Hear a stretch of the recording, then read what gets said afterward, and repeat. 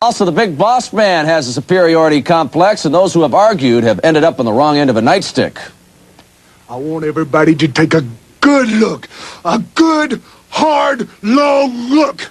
6'7", 335 pounds of the meanest lawman in the world. Understand me? Plain and simple. The meanest lawman in the world. Look in my eyes. Look real deep. Look real hard. Do I look like a man that plays silly games with anybody?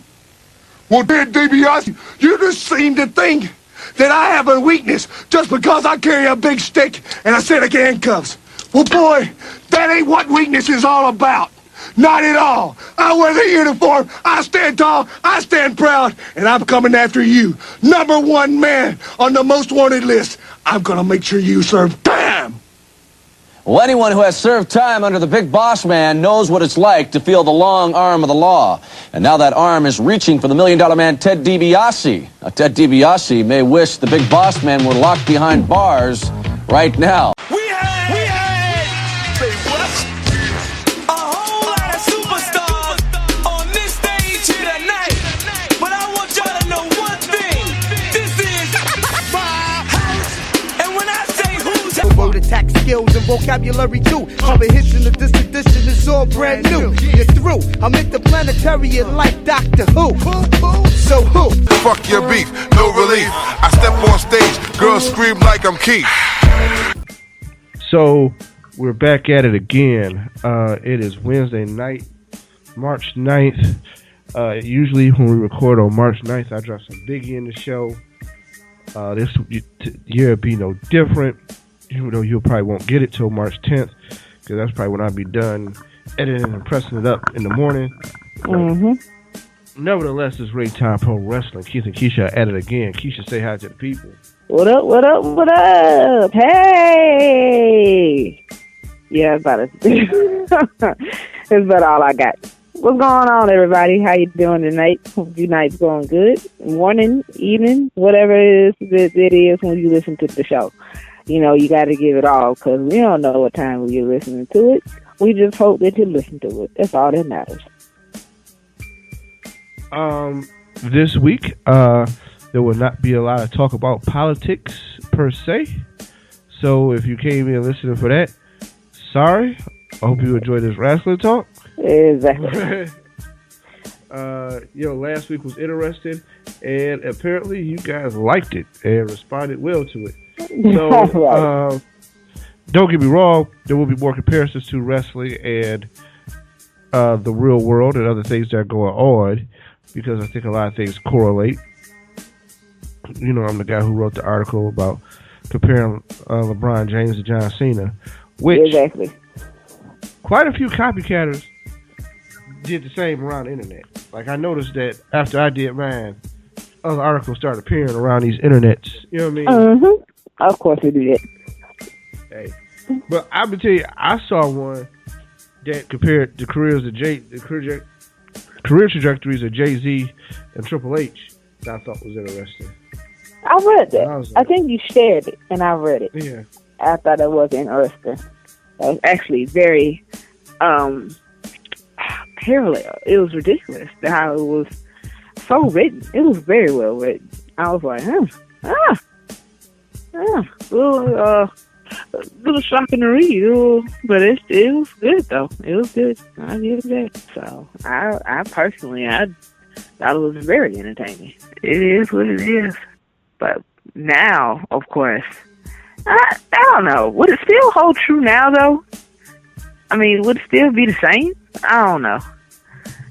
Because they both are two men that have evolved in their careers to different places. So I guess this is where that railroading, differentiating factor comes in at. So I don't know how you would compare the two at this point. Yeah. So I would like to also appreciate, in the last 30 days, my listenership in Pakistan has increased. I hope you guys are enjoying the podcast. I'm just going through some random stuff that I just saw. Some stats, and I was like, oh, okay. Wow. All right. Right. Pakistan. Last 30 Thank days. you. 4.5%. Pakistan. So like, okay. Wow. We're doing it big in Pakistan. Okay. Exactly. let's get to this show. This show is a preview show. Not really I don't want to call it a pay-per-view. I'm going to call it a event.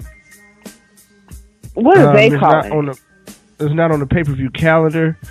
It's just a WWE Network event. Right? Okay.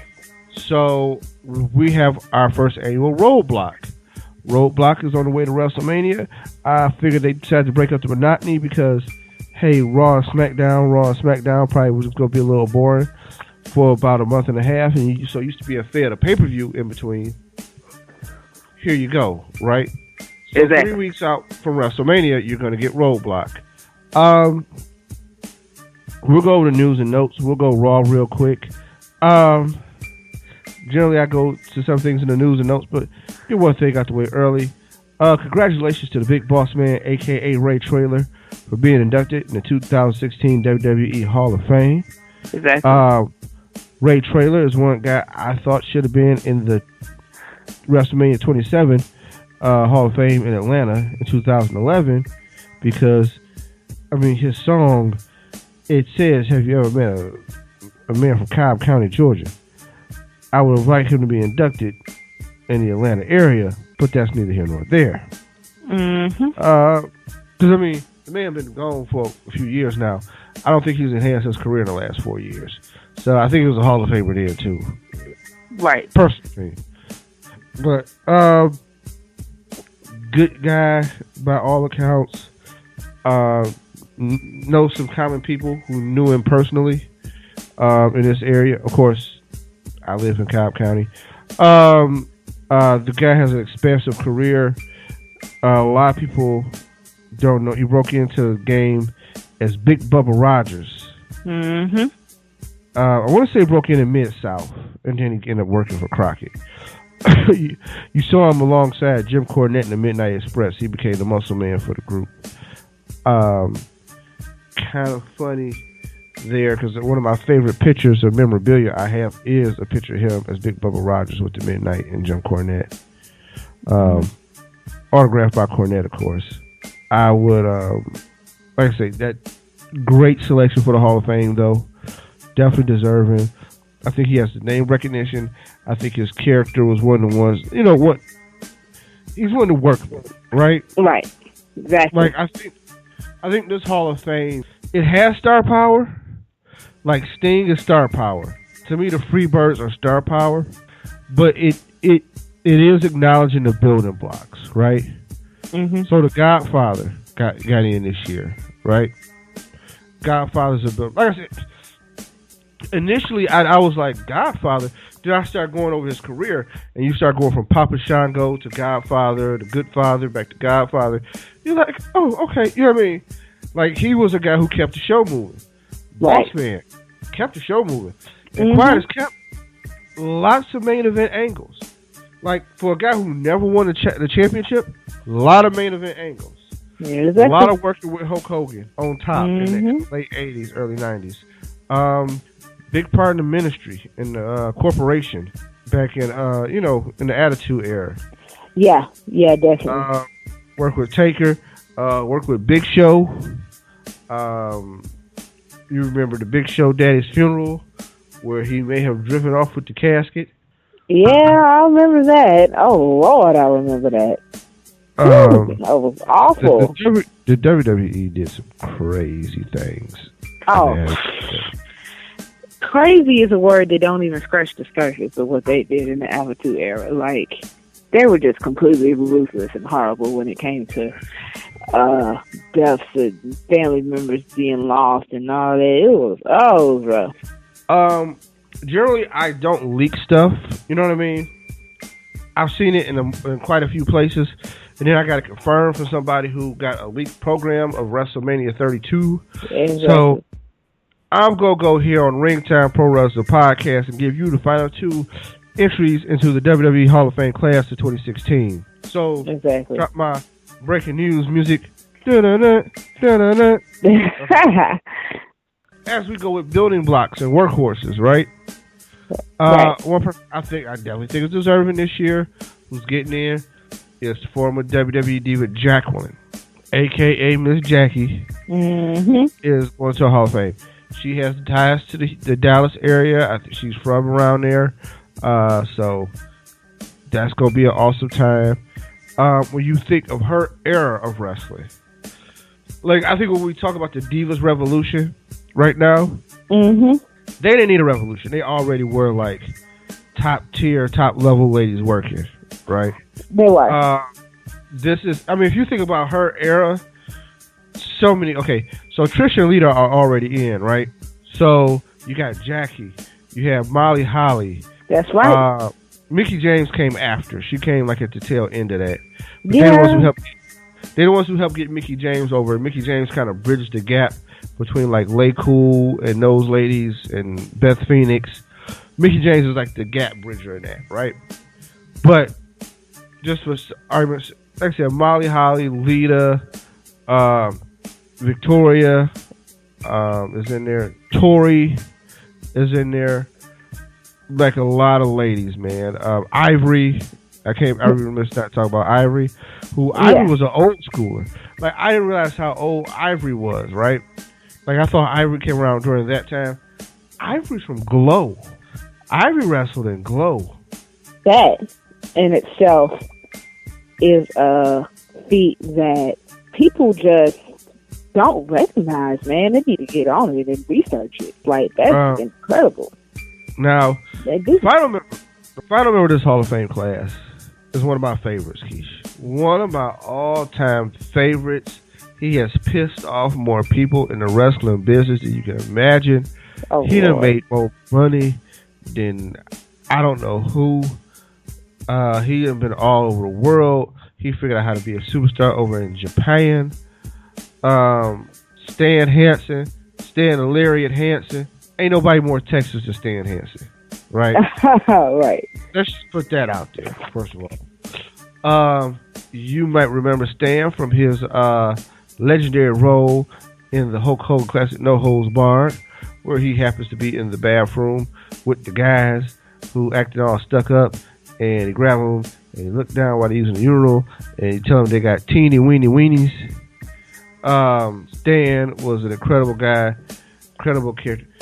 Mm-hmm. With Stan going in, Keish, I would have inducted him with Bruiser Brody. Separate induction with, I don't know, in the same class, I would have had to have Bruiser Brody in that class. Because I don't understand how Bruiser Brody is in the Hall of Fame either. It's amazing that Stan went this long and hasn't been a Hall of Famer. Former AW champion, multiple time champion in Japan. Really set some box office records. He done wrestled in every territory. Every territory he done been in, he done raised some ruckus. Him and Brody came in. It was tag teams. Worked for Watts. They want to split them up. They said, no, we're not splitting up. Right. Did the damn thing. They end up splitting up later anyway because they end up becoming monster stars individually. Right? Right. So, hey, they stood up for themselves, and I think they did a lot for the boys getting better compensated back in those days too. Because once they saw those guys was able to stand up for themselves, that other guys stood up for themselves and got their bread. But As they should, should have, and they should have done it the way that it has. I mean, they should have. Period. Who wouldn't want to sit there and tell the boss what they deserve to get paid needs to happen and happen immediately? And I'm glad that it took somebody to lead them in that right direction and to get them to be like, hey, we need to do this and we need to do this now. Otherwise, they would have been still getting paid the same thing, and the company would have just went on as if it never happened. So it's all in itself just one of the reasons why he deserves to be in the Hall of Fame. Like, I mean, Hansen don't work with everybody. He don't work with Bruno. He worked with Bob Backlund during his championship run in WWF. He's the most iconic American wrestler in Japanese history. You know what I mean by that? Out of all the guys who went over from the United States and went to Japan, Hansen got to be, like, hands down one of the most dominant and professional guys. Mm-hmm. You know what I mean? Mm-hmm. To be over there. So, that's gonna be it's a nice list, man. And I'm gonna go ahead and put that out there. So the 2016 Hall of Fame, I think, will round out to be fine. No word on JBL getting in because a lot of people thought JBL was going to get in this year.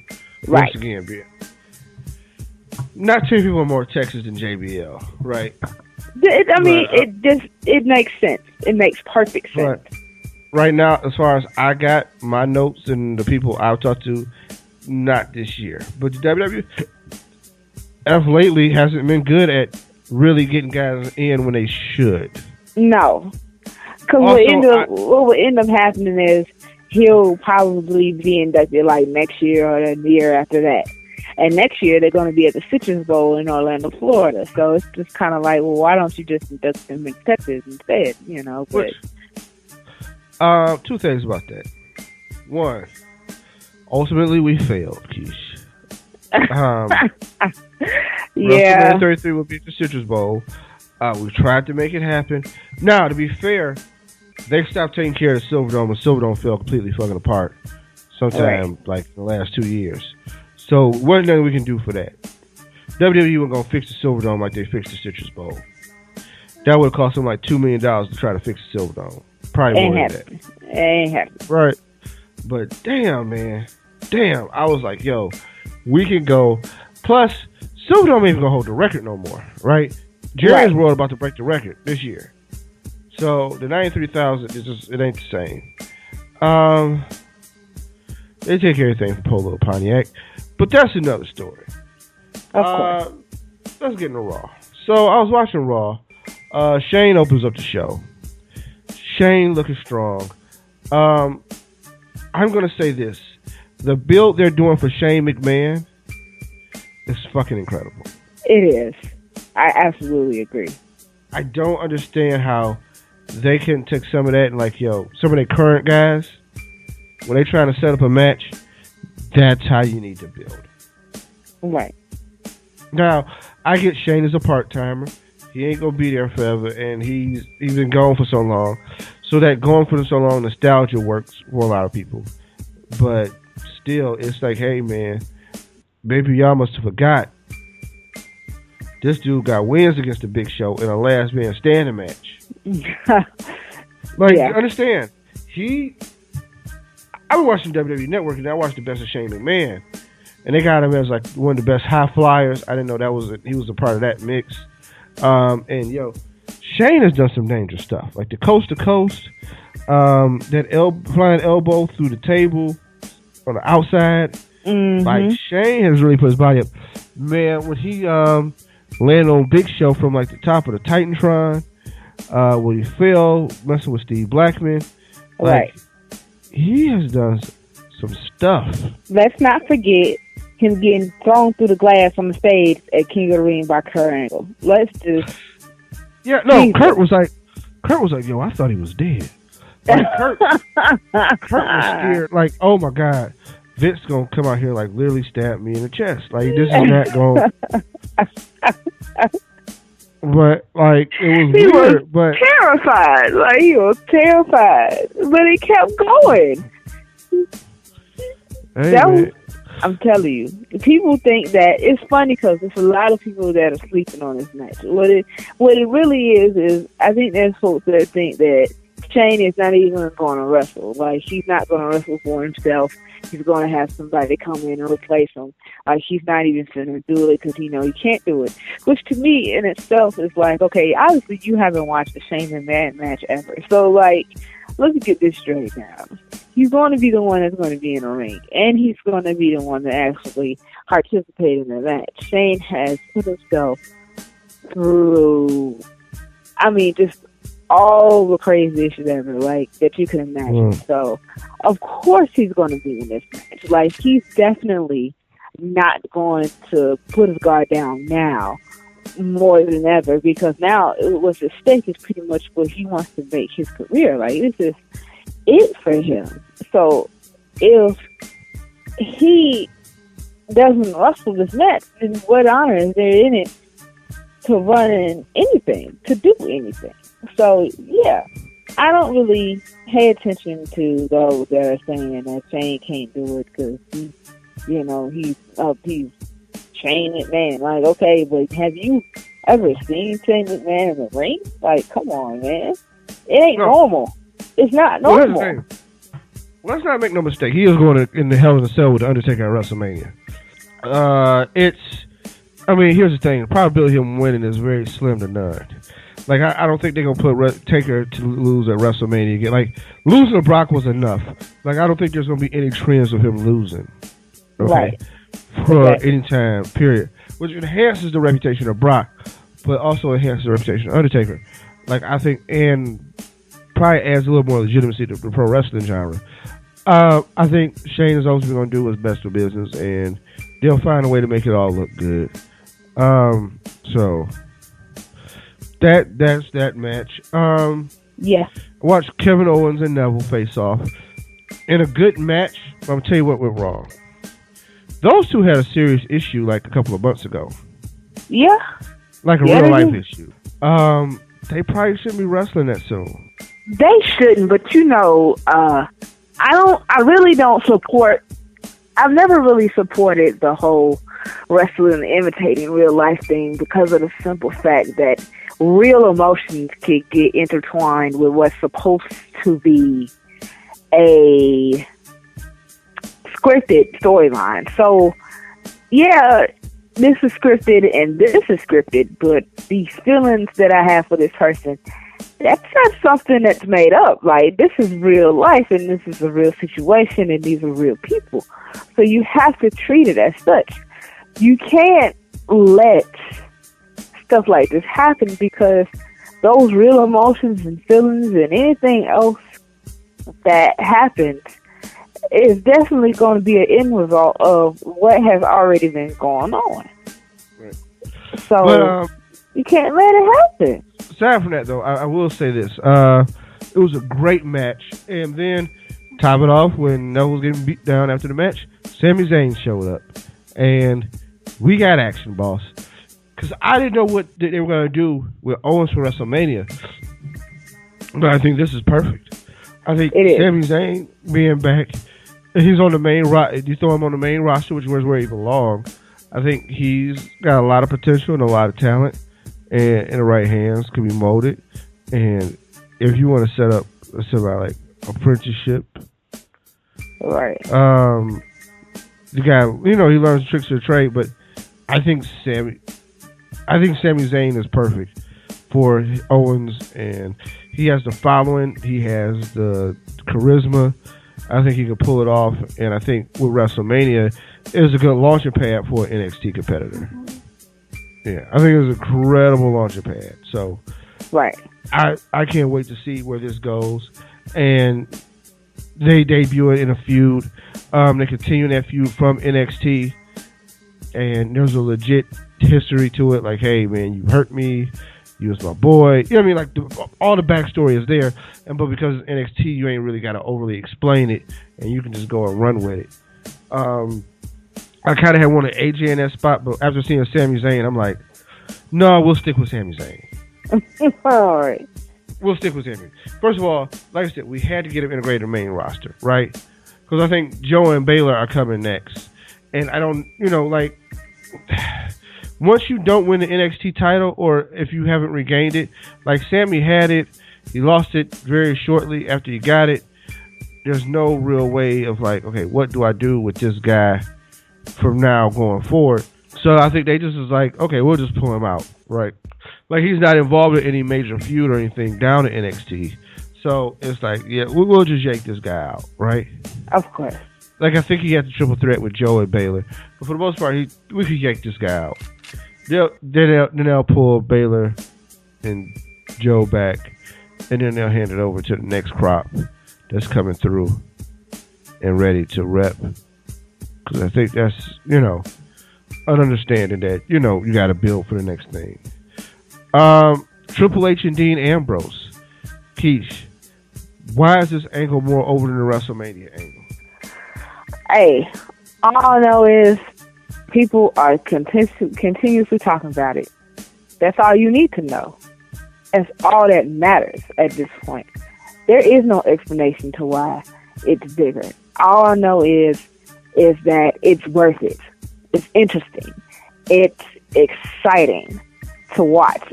I'm telling you, to me, it draws the attention that is necessary to make it happen, to make it worth what it should be. You know, in my eyes, it's the overshadow is too real. Like, I can't even imagine how I would feel if this was me in Roman Reigns' shoes, because right now, you know, the spotlight is on Dean. You know, people are talking about Dean right now, and they are making sure that they see this happen. It's that big. To me, it's that big because we're talking about Dean Ambrose that could possibly win the title here. It's that interesting just because of what's going to happen by itself. Everything else is an added plus. I think Dean shaking up the main event is probably one of the best things that's happened, right? So we weren't happy with the main event. I don't think anything really changes. I think it ends up being a triple threat, and I'll break down all the schematics of how the triple threat will come about. But I think we end up with a triple threat at WrestleMania, which will actually be the best case scenario. Now, I think Brock has been moved on to his unfortunate situation with the Wyatt family has came back to roost. Part of the problem, I think, is that they're microwaving it. Like, they're just throwing it back real quick, but they're not like, hey, this guy, you know, and this guy have issues. They mention it, and they talking about, you know, they talk about the Royal Rumble and stuff like that, but they really haven't delved into it yet. But, hey, man, you got 3 weeks to build up, and we'll see how it all works out. But, I'm pretty sure I already know, but yeah, I guess I just had to wait and be patient. Well, one of my critiques of WrestleMania was that Bray Wyatt didn't have a compelling story. That was one of my biggest critiques of WrestleMania, was that we didn't have anything going forward with Bray Wyatt. Like, why? What are we doing? I feel like Wyatt was too big of a star to not be that much more involved in WrestleMania. So good for him to get that back together. Definitely. So Goldust and R-Truth keeps getting weirder. Not sure what that's all about. Not trying to figure it out either. No, not a good idea. Not a good idea. Oh. Yeah, I mean, I'm not saying it's a bad idea. I'm just saying it's weird. Right. And I think that's what makes it so like, it is. It always going to be. Always going to be. Yeah. Charlotte makes her presence felt during the Becky Sasha Banks match. I think that's going to be probably one of the better triple threats at WrestleMania. Like, I think that's one of the better matches setting up. And I think it's Sasha Banks time. Anything Sasha Banks I'm in for, right? Of course. It's Sasha. Match of the night easily was a New Day versus Y2AJ. Easily the best match from Raw. As a match on its own, nothing touches the match, right? Now the ending gets weird because apparently Y2AJ breaks up again. Jericho turns on AJ Styles. We're gonna keep dragging this thing out, right? Right. Okay. And don't get me wrong, I don't think Jericho's a bad guy for AJ to work with initially, but he got the wins. He got the best 2 out of 3. Time to move on. Let's get him to something that's more productive, right? Right. There's a US title out there, and there's an IC title out there. I think he should be working towards one of those belts. Exactly. And not dealing with all of this frivolous stuff. I mean, I'm not going to say it's totally frivolous. I understood why it happened, but still, it's time for AJ to spread his own wings and fly. Like, he has to be able to have the room to grow. Like, you can't build in the company if you're in the same place. And I understood that I was with Jericho, and at the point where he decided to shake hands and all of that and don't actually beat up the dude and everything. I was fine, but now it's just starting to just kind of be like, look. It's really starting to just kind of be like, look, no. It's all that in itself just says how much the WWE cares for its fans and all that kind of stuff. Like, I understand the situation of where, you know, one minute he's shaking his man's hand and the next you knock him down to the ground. Like, I don't know. Jericho lead the leagues in turns. Like, well, I would say he lead the league. Him and Big Show might be tied for leading the league in turns. Like, you never know when either one of them is going to turn. And I'm surprised. Jericho they good for a turn anytime. I'm surprised Jericho hasn't done it yet. I'm surprised that Show hasn't done it yet, or anybody else is in their position that hasn't done it yet. It's crazy to me. Well, Show just turned. He just became a good guy. Well, how many times does he do that in a year? Like, Show does this every once a month. Like, I'm just saying, like, it starts to become annoying. It's been annoying for me, but still, like, what the hell? He does, I swear, every time he turn around, he's heel or face. Like, it's never, I mean, never a time where it's just, I don't know. It's never been a time where Show just didn't have some kind of turn, heel or face. You can't tell the difference sometimes, really, because you blink and look up one day, and next thing you know, he's right. It's like, come on, man, stop it. Just, I don't know. Eventually, these guys are going to have to hang it up and let it go. Eventually. Aside from all that, that is This Week in Raw. We're going to hit our break. We'll come back, and we will talk about the Roadblock, and we will talk about some news and notes, and we'll see you on the other side.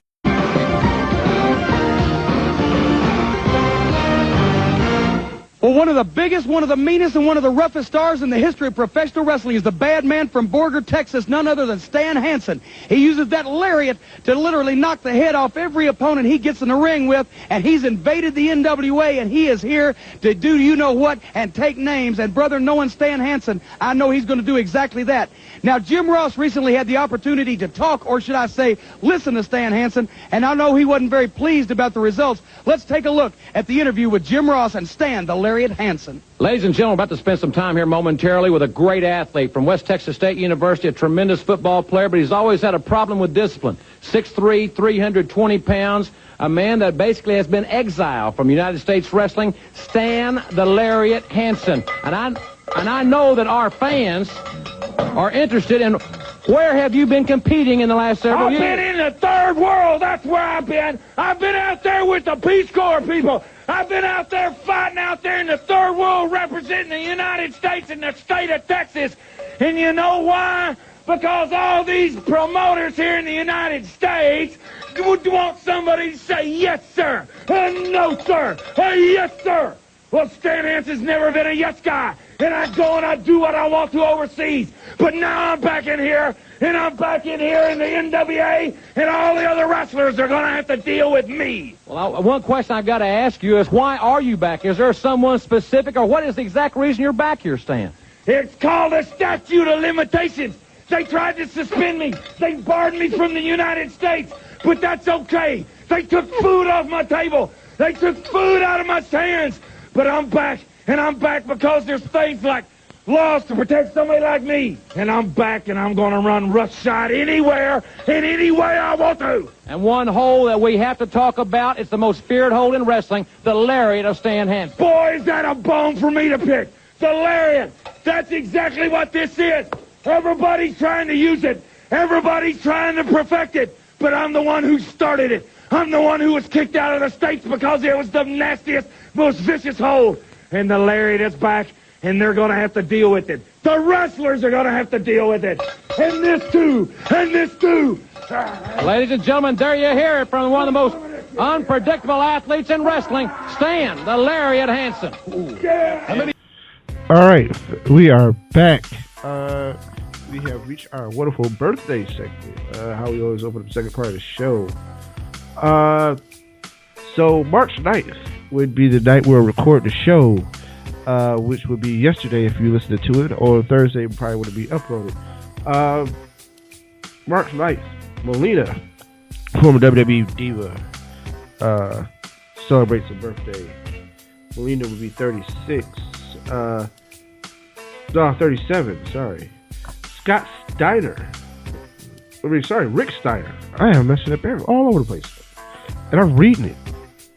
Rick Steiner celebrates her birthday. Rick Steiner just turned 55, and that is accurate. Tiger Ali Singh turns 45. March 10th, the current day that you will open up this show and listen to it. You could tell JoJo happy birthday. JoJo has turned it from performer to, I guess, backstage commentator and announcer. She is only 22, Keish. That's it? Yeah, she turned it. You gotta remember, when she started Total Diva, she was like 18. Yeah, that is true. That is true. God, she's young. Jesus. Yeah. She was like 18 on the first season of Total Divas. Yeah. Her and Eva Marie broke in together. And, man, that friendship broke down quick. Yeah, it really did. Yeah. Somebody was jealous. Of course. You get all these opportunities. Right. I was like, ooh, okay. It was like, dude, gotta be like that, though? It ain't gotta be like that. No. Why I gotta be like that, huh? All right. I don't know, man. I don't know. But, hey, you know, it's, in the wrestling world, that ain't nothing abnormal. You stab me in your back, and I'll stab you in yours. Hey. Yeah. March 11th has no dates from the industry, which got to be wrong because our very own Keshia Hope will be celebrating a birthday. Keshia will be turning 29. Oh, Jesus. Woo! Have I really gotten this far, Keith? I mean, seriously. I don't know. People, it's a breakup call. Like, hey, yeah, you did. I'm about to start the last year of my 20s. I wasn't ready, Keith. I wasn't ready. I ain't ready yet. But I'm going to have to get ready because it's going to happen. So, of course, the ones that have come before me will sit there and be like, oh, girl, you'll be all right. I only turned 29. It'll be fine and all that. Next year, I'll be 30. And when I tell you that I already have it in my mind that I'm going to be excited about this, I'm going to be excited about this. So, yes, people, I'll be 29 Friday, and I am thoroughly excited. I cannot wait.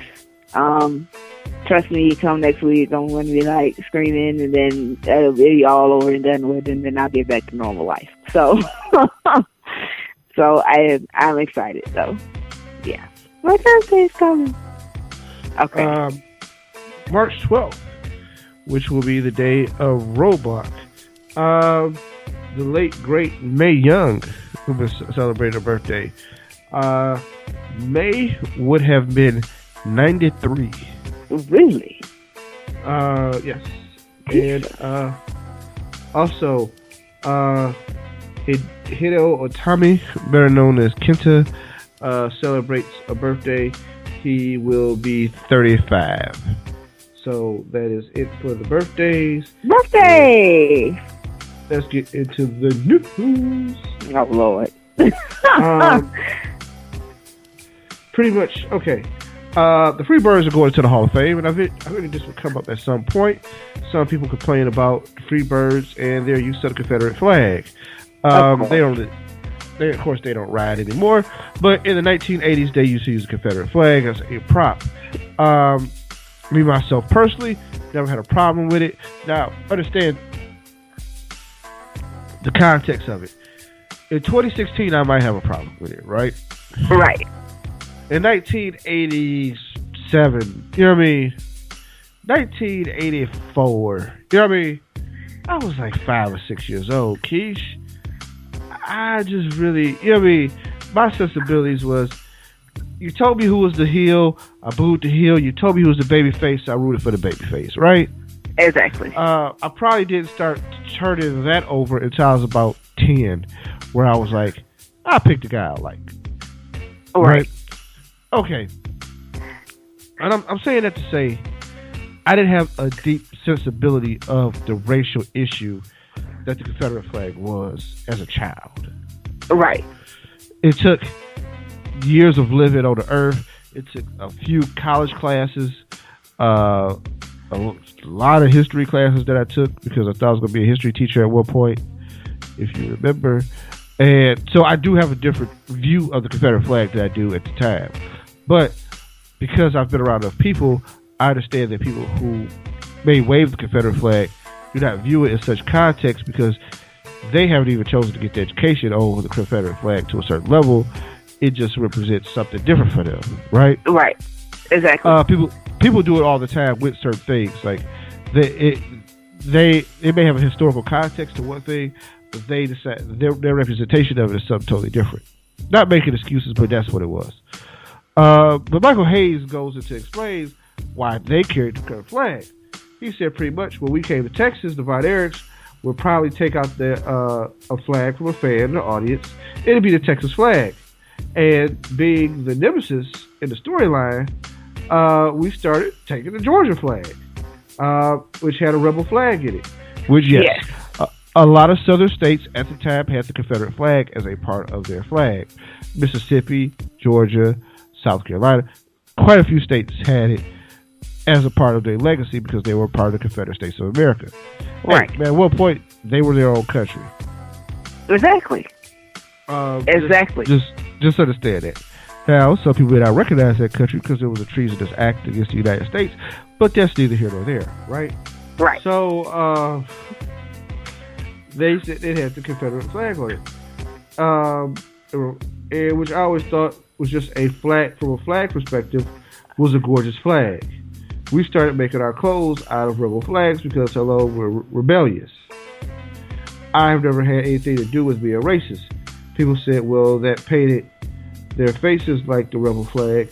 Well, if you look at history, the first and only time we ever started painting our faces was when we were going against the Road Warriors, who painted their faces notoriously and was known for being from the North. Right? Also, they painted their faces with the flag. I don't necessarily count that as racist. Now, if they would have put on blackface, that might be an argument for racism. Oh, you know what I Lord. mean? Ooh, that'd be a whole platform with the stage and a microphone and everything. Right. Oh. Let's just be honest about the situation. People read so much into that, but I get it. Some stupid idiot in South Carolina did a reprehensible, despicable act, and a good thing I wasn't in charge because he would have never gone to court. Right. We would have shot. I don't think clothes and images make bad people. I think bad people are bad people. Here's the thing. Now, I'm going to put this statement apart from Hayes. Basically, he's talking about the incident at the South Carolina church where the guy Dylan Roof embodied the Confederate flag with his violence. Unfortunately, it's not one isolated incident, Michael. It is a incident of like years and years of people embodying that flag, committing violence against people of color, which is why it's a bad flag. But on the flip side of it, I think when we look at that flag, we have 2015 and 2016 sensibilities, which in the 1980s, it wasn't a big deal. One of the biggest shows on TV was the Dukes of Hazzard. And the General Lee, the car was named General Lee, named after Confederate General Robert E. Lee. And it had a Confederate flag probably on the car. You know how many little black kids had that Dukes of Hazzard car? As a toy? So, yeah. I want you to really, soak that in and understand, like, I get what he said, but I think he's explained it bad, right? The sensibilities are different, but from a 2016 perspective, I think in the lens we look through it now, it's not really a good look. But as far as the Freebirds and their history and who they were, I don't take anything from it. Right? And I want them Confederate flag and all. I want the whole Freebird experience because that's how people experience. Like, I don't want to take that away from people either. Like, that's how people experience the Freebirds. And when people were experiencing the Freebirds, they didn't experience them in that context. I mean, the most racial angle they ever had was against Junkyard Dog. And I don't even really think it was racial. It was just more that Junkyard Dog was over as a babyface. And Michael Hayes messed around and blinded the dog, which he shouldn't have done.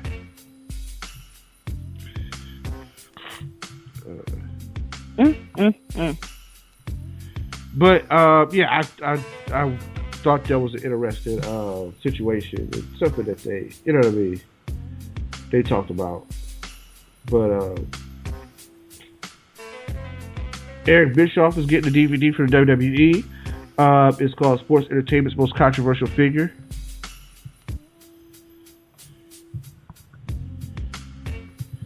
And I thought like that would be a very interesting DVD for them to have. I think Eric Bischoff, he's a very interesting polarizing figure, right? Right. Like when you take figures from the Attitude Era, there are two guys I think that are very, very interesting, right? And I think they're interesting because they generate so much emotion and they were not performers. Well, Eric was a performer and Vince Russo became a performer later, right? But they really, for the most part, went on.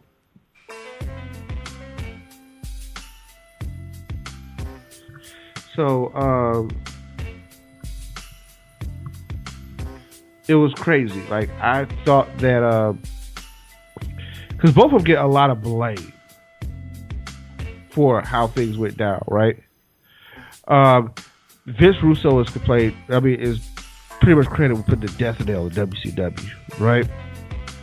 Way too much. Way too much.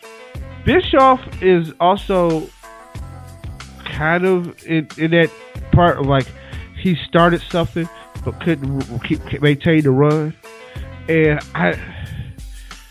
fair or foul, there are some things that are greatly their fault, but I think there's some other things that were completely beyond their control, right? Right. And I think it's an interesting dynamic, right? Like I one day I'll break down what I think the complete legacy of Eric Bischoff is. Russo is a little more complicated because it takes a little more digging to do. Also, hey man, there's a lot of guys who are in the business that have varying opinions on Russo. Like, I feel like this. There are people who love him and there are people who hate him. There's the people kind of in between. A lot of people just think he was overrated. Right. A lot of people think he stole money from a blind man.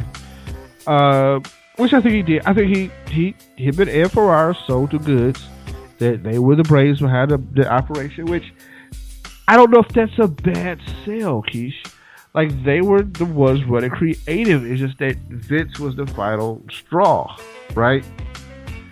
Now you go over to another company, and there's two things that's at work. One, you don't have the roster to run. So it's kind of like I'm a coach, right? Right. And I come over to a new team. I was an offensive coordinator, but now I'm the head coach. Okay, that's already go. New responsibilities, new things I'm not used to.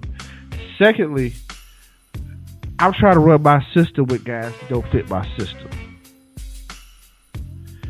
And I'm not saying WCW didn't have all the horses, but they didn't have the young lions that WWE had. Like, Triple H, Rock, and Austin all in the same company at the same time is lightning in a bottle. Like, you have three transgenerational stars at one time on a roster is lightning in a bottle. And then the guys underneath, the Edges, the Jeff Hardys, and those guys underneath. Right.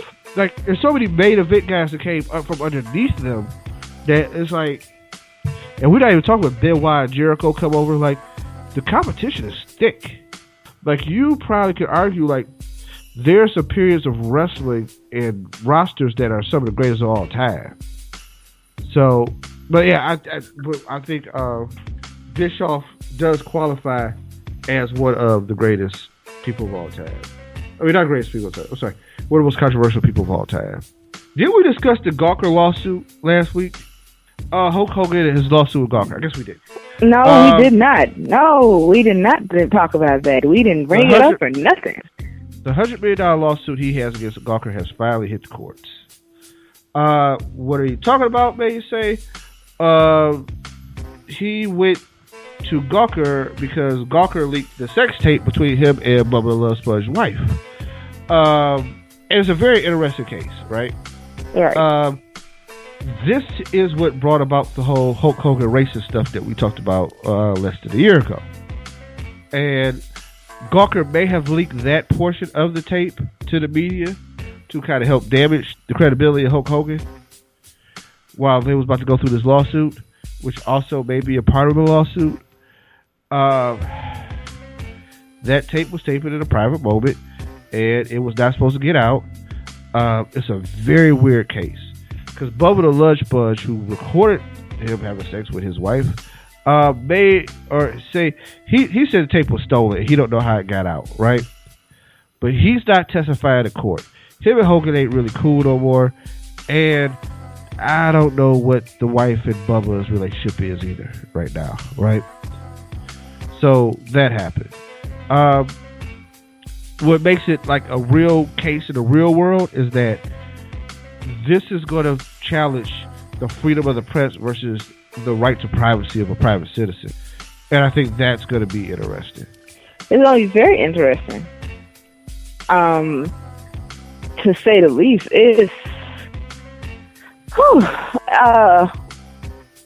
I don't know how to really describe the feel that it's going to have. It's going to be intense. Intense all in itself is going to be intense. So this, I'll be watching. I gotta watch now. But I mean, they've been streaming it on certain websites live online the whole trial. I mean, there's a point where Hogan says he doesn't have a 10-inch penis, which I don't know how that's used in context because I didn't really watch the trial. I just know there's a clip that got played in the news. Apparently, during the trial, he must be addressed as Terry Bollea. He cannot be addressed as Hulk Hogan. He can wear bandanas, but he have to wear neutral colors. He cannot wear, let's say, yellow and red bandana. He only can wear black, which I think is funny. So basically, he can be Hollywood Hulk Hogan. He just can't be Hulk Hogan. But that is a right there. He could be NWO guy. He just can't be WWE Hulk Hogan. That's fair. So, trial's going on, and we'll see, like, how it all ends up, right? But flip that over. I think that's about it, Keish. I don't think we really got a lot of news. Yeah, that Gawker case is gonna be real interesting. Yeah, it is. Vince did an interview with the Atlanta Sentinel, and he said why he doesn't like dirt sheets. He says they eliminate the element of surprise in the product. But here's what I would tell Vince: man, you gotta fix the leaks, dog. Yeah, you do. Quick, you gotta fix the leaks. Because it's that. I mean, that's what it comes down to. There's too many leaks. Yeah. At the house. It is. And what's crazy is I don't see how you don't see it. Somebody has to know somewhere that this is happening. I mean, well, really. The thing is, they have so many people on staff.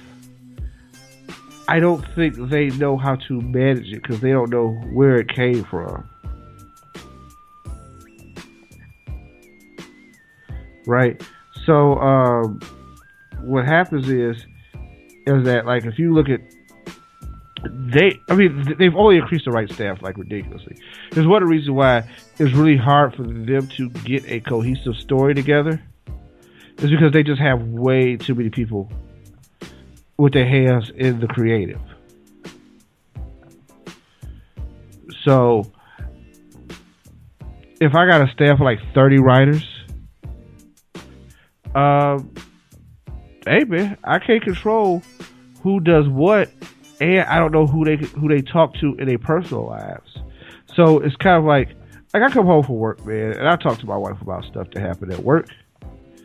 But I don't have anything that happens at work that is like deep. I don't tell. Well, first, I'm not sharing company secrets with her, right?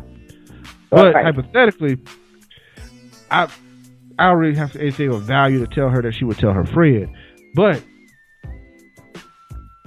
WWE, you tell your wife what happened at work, she can go ahead and tell somebody, hey, yeah, man, they doing something next week, and it's gonna blow up something, and it's out there on the streets, right?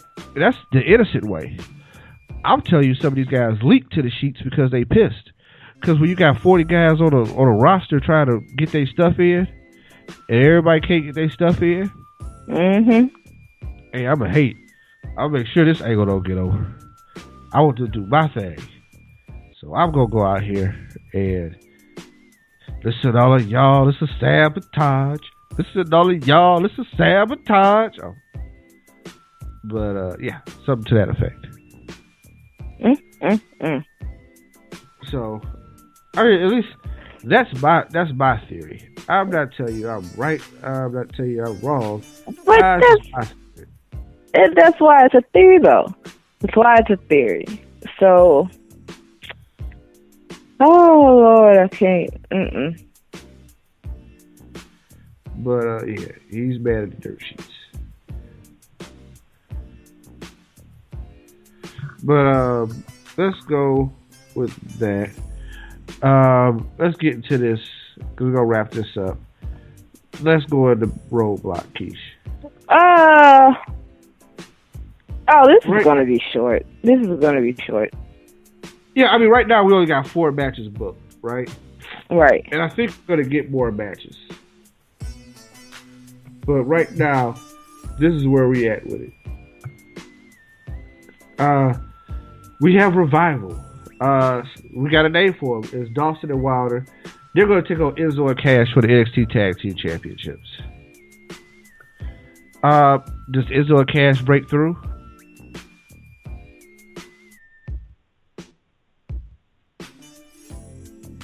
Or does Revival hold on? They'll probably have one of the most dominant runs that we have. Right. As NXT Tag Team Champions. I think Enzo and Cash might break through.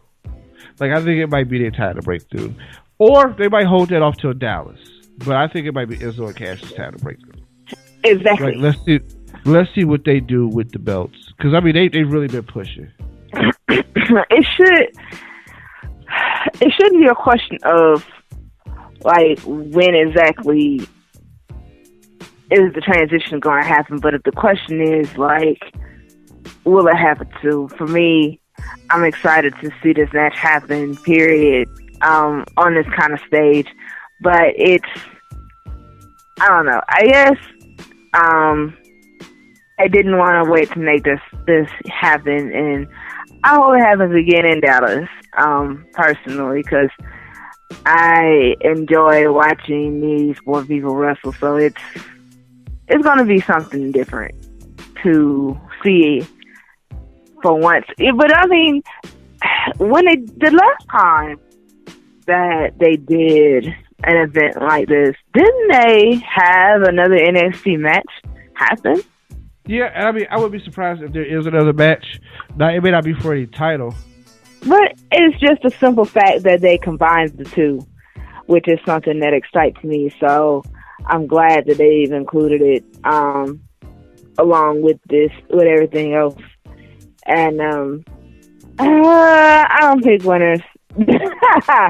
I'm not picking winners this week. To me, everybody's a winner because Friday's my birthday. That's it. That's all I got to say about that. All right, but I'm gonna go with Enzo and Cash. Let's go. I think this is their breakthrough. So the New Day will finally take on the League of Nations, represented by Sheamus and King Barrett. I'm assuming all the League of Nations will be there. It don't matter because I am just glad this match is happening.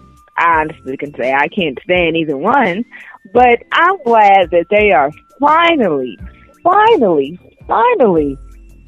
giving them a shot at the titles. Well, here's the thing. I don't think it's fine. They haven't earned any reason to have a shot at the titles. Ooh! So this ain't for a title shot? Oh, it's for the titles, but I'm saying the League of Nations haven't earned anything. Oh, like, they haven't. Oh, no, no, don't get me wrong. I understand perfectly. They haven't earned a damn thing. But, but I'm glad this match is happening. I personally have been waiting for them to just wrestle each other and get it over with. You know, the fact that they've been going back and forth at each other for the longest and all that, you know, throwing insults back and forth and all that kind of stuff, like, it's funny to me. It's entertaining, but at the same time, it's kind of annoying because I don't like either team. They haven't earned shit, but most of the time, you know, that's just kind of how the cookie crumbles. You know what I'm saying? You talk smack to the team with the belt. Next thing you know, you got a title shot. I mean, that's pretty much how you get your foot in the door with that. You know, will they be the ones that take away the titles from the New Day? I don't know, and really I don't care. Because at the end of the day, you know, it's going to be a team that I can't stand. So it really doesn't even matter which one of them holds the title at this point. It really doesn't even matter which one holds the title at this point, because there still has to be a match at WrestleMania that happened to defend them in the first place. So, yeah. Well, here's the thing. I'm going to say that the New Day probably retains. There may be a WrestleMania match between these two. I don't know. I mean, they may build it out. Here's the thing. I don't think anything that has to do with Wade Barrett is going to win a title anytime soon. No. I think that the New Day have a pretty good shot of retaining because I think this is going to be the launch of a babyface run. Exactly. Well, my prediction, and I know I'm getting a little off subject here, but in my mind, I think that the tag team title match at WrestleMania is not just going to be two teams. You know, personally, I think it's going to involve more than two teams. I don't know how many more. I want to say two more, but I can't really say who. All I know is I have a good feeling that it's not just going to be the New Day and somebody else, you know, or the League of Nations and somebody else. Like, I just feel like it's going to be more than one team. They're going to make a big spectacle of it. Like, it's going to be huge. So, I'm excited to see this happen. I'm excited to see it go down. I will be watching this League of Nations New Day match for every second that I ponder, like, who really is going to prevail. It's definitely going to be interesting, to say the least. I will say that. It's definitely going to be interesting because now the odds have been evened out. They have. Like, normally, the New Day be down there and they outnumber everybody. Even if it is by one. It's still 3 pretty much against 1. So, now everything kind of have an even playing field, and we'll see. So, I don't know. I don't know who's going to do it. All I know is it's going to happen. Yeah. Yeah, I'm gonna go with New Day keeping 8 belts. Brock Lesnar versus Bray Wyatt. This one is hard to pull because I think we've got to use this to set up something else. Right. It's not going to be. This is not going to be the Brock Lesnar Kofi Kingston match. Like, I want people to understand that is not the equivalent of what this is. Well, I don't think you have to explain that, Keisha. I mean, this is obviously. Hey! You got some folks out there that really just think like Brock Lesnar's going to destroy Bray, and it's going to be over in 2 seconds. Trust me, there are people out there that actually have this thought process. you got to explain it to some of the idiots sometimes, because you got to get them to understand, like, this ain't going to be the same thing. It ain't going to be the same thing. It's going to be a totally different situation. And I'm excited to see it. I don't know, though, because it's like, really? You know, but at the same time, yeah, I can understand the thought process of it, setting up something else. But what, though? That's the question that I have personally. But what, though? What is it? What else is it setting up for Brock and Bray? It's setting up the WrestleMania match. How they go about it is where, you know, the questions will be asked, but they're not going to leave here without something going on forward. So I think they're going to have a match. The Wyatt family's going to get involved. I don't think there's going to be a definitive winner or loser. I don't think we're going to determine that right away. Right. I don't think somebody gets pinned. I would be remiss to see if somebody else gets involved. Like, I think that's one of the things that'll be interesting too. Like, I don't know what happens with Kane or somebody. You know what I mean? So it'll be kind of interesting to see if Brock ends up having to work with somebody, or if it's just the Beast alone and what he does with those monsters, right? Right. And it could be the time where, hey man, 4 monsters put the Beast down, and that's when we take you all the way into WrestleMania, because we're going to finally use the Wyatt family as an unstoppable force of a bunch of really big monsters. So exactly. But I think this is the start. I think this has probably a lot of box office involved, and I think it's definitely beneficial for the WWE going forward that they take this match seriously and put some serious time and effort into who comes out as the winner. Right. Final match: Triple H, World Champion, defending the title against Dean Ambrose. Okay. Does Ambrose have a shot? Ambrose has a shot. Unfortunately, he won't do it. This is the one time I am going to say something about who wins or loses, because unfortunately, I don't want to say it, because I feel like the words that I'm saying it's like blasphemy almost. But Dean has a shot. He has a shot because he's that good to me. Like, I feel like he really does have a shot, but it's just not going to happen right now. Like, maybe later on in the future, maybe one day, but not that night. It's just not going to happen right now. I just don't see it. I mean, would it be, to me, in my mind, would it make sense to have Dean Ambrose and Roman Reigns right now at WrestleMania? Like, would it make sense for this match to happen? Well, here's the thing. I don't think it would solely be Roman versus Dean, right? Right. Best thing I can tell you is this. I think there's a few options here. I think Triple H can beat Dean Ambrose clean as a whistle, go to WrestleMania, face Roman Reigns, and we'll call it a day, right? Yeah. Behind door number 2, Dean Ambrose can beat Triple H, and now we've got this thing. Dean Ambrose winning confuses everything, because now does he face Brock Lesnar? Probably not. Brock's going to be busy with the Wyatts. Does he face Roman Reigns? Does Triple H get his rematch? Because Triple H has a rematch clause. Or does Triple H enact that rematch clause at Raw or something like that prior to? Okay. Now, we can't push Roman Reigns out of the match. So, if Triple H does enact his rematch clause, then now we have a triple threat.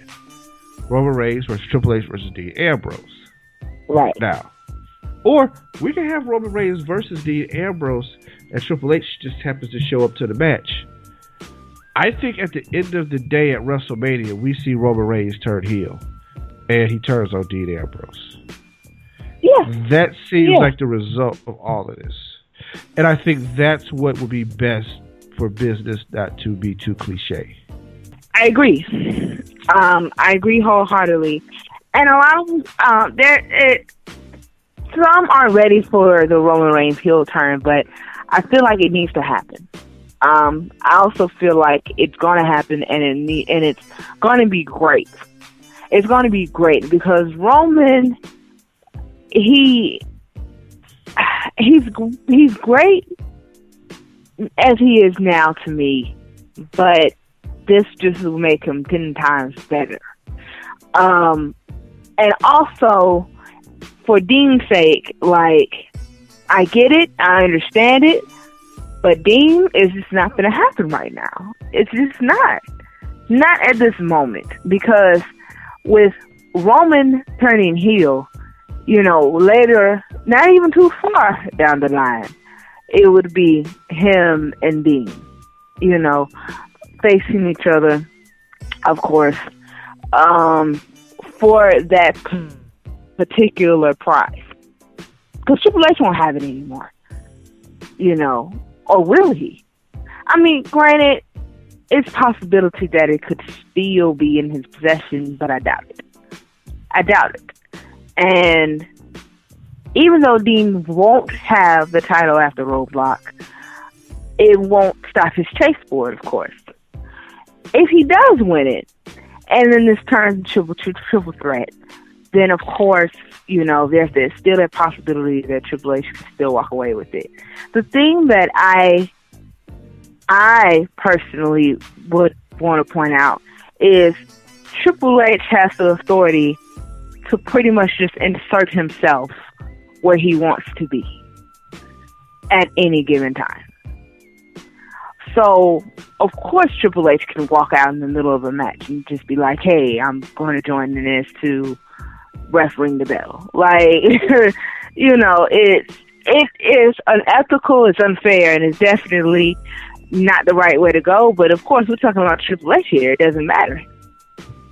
It doesn't matter when you are someone of his caliber with his kind of attitude. It don't matter. He don't care. He just cares for himself. So, of course, it could go on to be like, oh, well, you know, we'll let y'all have it and blah, blah, blah. And then the next 24 to 48 hours before WrestleMania even happens, and it's like, damn, no, it's not. That's not how this is going to go. So, it, to me, will play itself out slowly, but not too slow.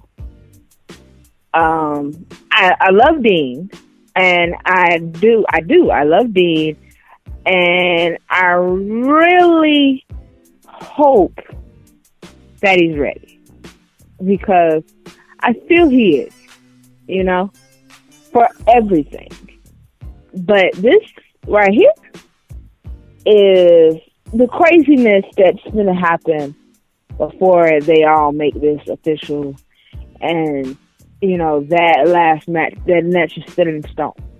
So I'm excited, and I can't wait to see what happens between Dean and Triple H. Yeah, that's just me. Yeah, I think it was an interesting match, and I think Ambrose is going to totally set fire to every player that people had originally. Yeah, true. All right. With that, we will get with you in about 5 or 6 days and tell you how it went. Bye. Wait a minute. We're not going yet? Yep. Wait, we can't go yet. No, Keith, no. We just can't. Is it over? It's not over. It's not over because I say it's not over. Okay, let me stop. Okay. All right. Yeah, we're crazy. Yeah, we're off the rails. You know, I get that a lot, so it's cool. I understand. Like, okay, whatever. Just got to show my love all over the world. You know, I'm just saying, because we're heard all over the world. Oh, we can actually say that. Yes, I love saying that. We're international people. Okay. All right. Peace. Bye.